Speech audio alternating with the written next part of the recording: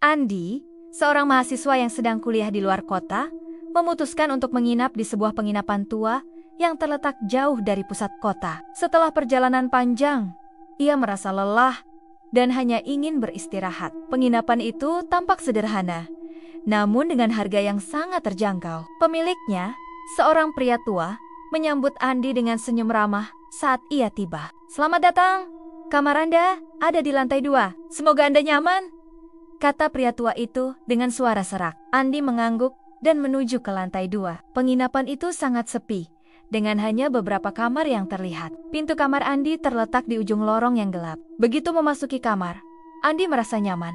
Meskipun ada kesan kusam di sana-sini, ia meletakkan barang-barangnya dan duduk sejenak di tempat tidur. Namun, beberapa menit setelah ia duduk, Andi mulai mendengar suara langkah kaki yang pelan di luar kamar. Awalnya ia mengira itu adalah pengunjung lain.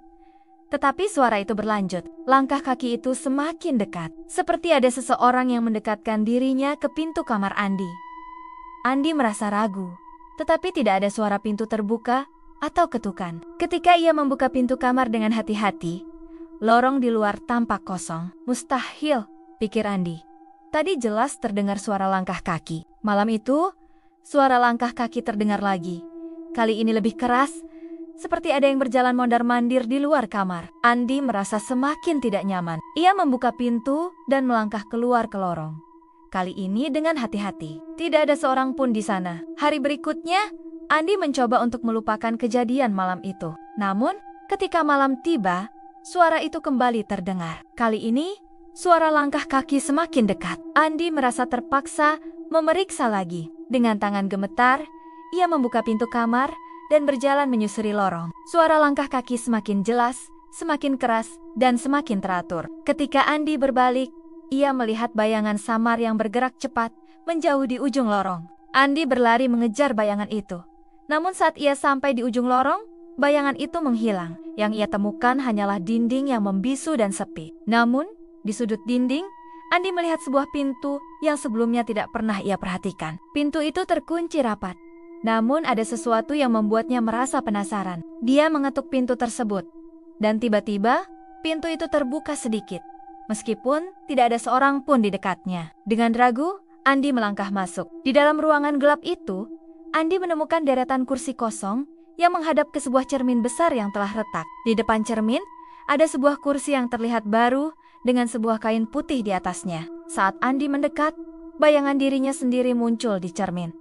Tetapi bukan dirinya yang sedang berdiri di sana, sebaliknya. Ada seorang pria muda, dengan wajah yang sangat familiar.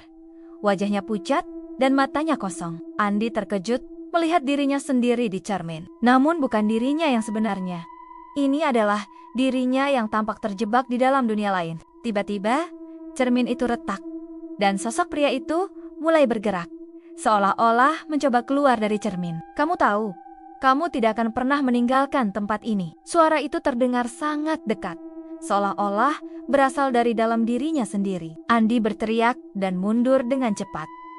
Tetapi langkah kaki yang teratur itu kembali terdengar. Kali ini, suara itu berasal dari dalam dirinya. Setiap kali ia berbalik, ia melihat bayangannya sendiri bergerak, mengikuti langkahnya. Andi berlari menuju pintu keluar. Namun lorong itu semakin memanjang, seperti tak berujung. Ketika Andi akhirnya sampai di luar, ia melihat penginapan itu berubah. Tidak ada lagi penginapan yang ramah. Hanya sebuah bangunan tua yang kosong dan rusak. Di depan pintu masuk, pria tua yang menyambutnya berdiri diam, tersenyum tanpa ekspresi. "Kamu sudah menjadi bagian dari sini," kata pria tua itu pelan. Suaranya seperti bergema di seluruh bangunan. Andi mencoba berteriak, tetapi suaranya terhenti. Dia sadar dia telah terperangkap dalam penginapan itu selamanya, mengikuti langkah-langkah yang tidak pernah berakhir.